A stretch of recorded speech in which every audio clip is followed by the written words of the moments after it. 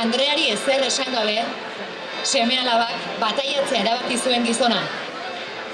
Umeak gurdian sartu eta elizako bidea hartu zuen isilean.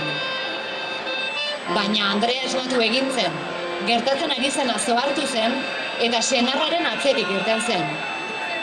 Bataioak galarazi nahi izan zituen.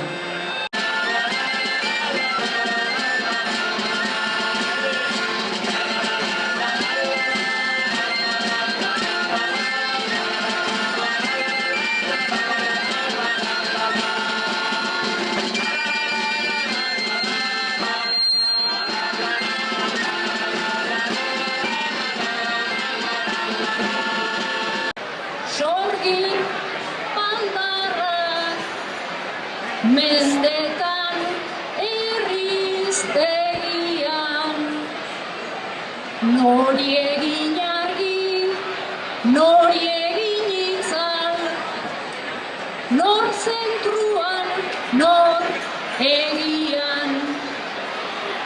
Bada garaia, ja aldaketak egiteko ikuspegian.